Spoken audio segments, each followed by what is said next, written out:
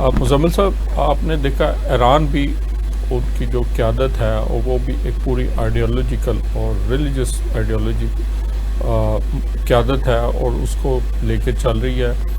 Israel का भी ये मकसद आज से नहीं, बहुत पुराना, जैसे सर ने बताया। अब ये इन दोनों आइडियोलॉजिकल स्टेट्स के हवाले से अगर इनको जोड़ा जाए, रिलीजियस इनके अपने, तो उसके तनाजुर में ये सीज़ फायर क्या ज़्यादा देर कायम रह सकता है या फिर कहीं ना कहीं कुछ ना कुछ होता जाएगा? जी सुबहानी साहब, इसको हम थोड़ा सा आइडियोलॉजी की फ्रेम को अगर हम थोड़ी देर के लिए साइड पे रख दें तो हमें मौजूदा कंडीशन को देखें, सिचुएशन को, तो हमें ये नजर आएगा हम 3 एंगल से इसका जवाब हासिल कर सकते हैं। एक एंगल इसमें अमेरिका का है, दूसरा एंगल इसके अंदर ईरान का और तीसरा इजराइल का है। अगर मैं सबसे पहले ये हम डिफाइन करें कि इजराइल का अपना एंगल क्या है, तो आप देखेंगे कि इजराइल अभी बहुत ज़्यादा एग्जॉस्ट हुआ है।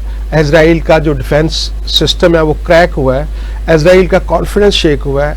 इजराइल की आवाम के अंदर ये खौफ व हरास पैदा हुआ है कि हम विक्टोरियस नहीं हैं और ना ही हम इनकन्विंसिबल हैं, और ऐसा भी नहीं है कि हम जो चाहें करते रहें और हमें कोई टक्कर से कोई नहीं मिलेगा। क्योंकि अगर आप थोड़ी सी तारीख में जाएं तो 67 और 73 के बाद इजराइल ने असल वॉर नहीं लड़ी और यही 12 दिन थे जब उसको फेस करना पड़ा। और दूसरा एंगल अगर देखें, और इसकी अपनी बहुत सारी फाइनेंशियल इश्यूज भी आए हैं, आपके बहुत सारा इन्वेस्टर यहाँ से गया कि एंटरप्रेन्योरशिप का ये कंट्री है, और फिर चूंकि ये वहाँ पे आपको पता है एयरपोर्ट्स बंद हो गए एग्जैक्टली, और उर्दन का एयरपोर्ट यूज किया गया और फिर साइप्रस की तरफ भागे हैं सारे। और फिर आपने ये भी देखा होगा कि वो जो 50-50 साल के इन्होंने अंडरग्राउंड अपने शेल्टर बनाए वो ऑपरेट किए गए, और पहली दफा इनको ये समझ आई कि गजा की आवाम कैसे परेशान थी। हल्का सा टच मिला सिर्फ 12 दिन में।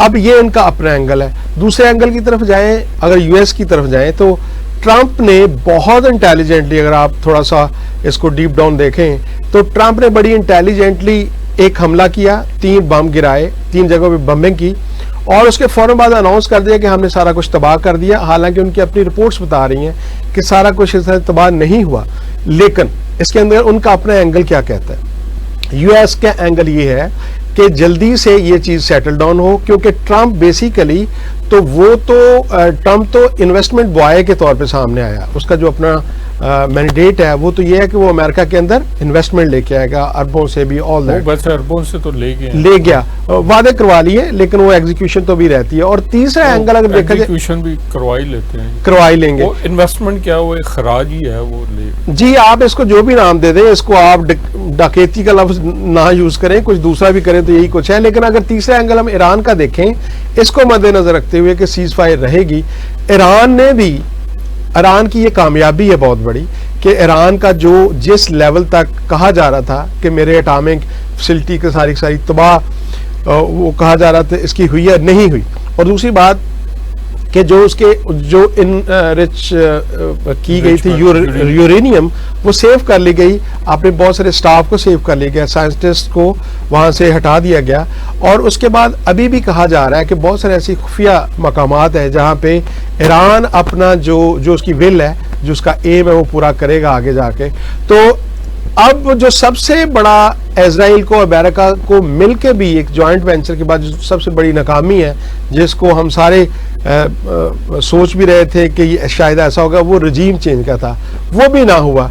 तो जब नहीं हुआ, ईरानी गवर्नमेंट उधर है, अवाम इंटैक्ट है, अवाम बड़ी दिलेर है, तो ये तीनों एंगल में देखा जाए तो ये सीज फायर इसलिए रहेगा कि ईरान को पता है कि मैंने अभी थोड़ा सा और टाइम बाय करना है और मैंने आगे चलना है। और इसके साथ साथ ये जो खबरें शुरू हो गई है कि ईरान अपना तेल बेच सकता है, यानी मुआशरत के दरवाजे भी खुलना शुरू हो गए।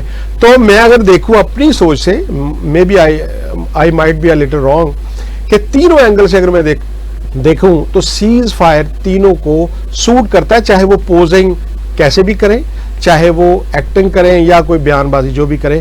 लेकिन कुछ अरसे के लिए या कम से कम 2-4 साल के लिए ये सीज फायर मेरी नज़र में ये रहेगा।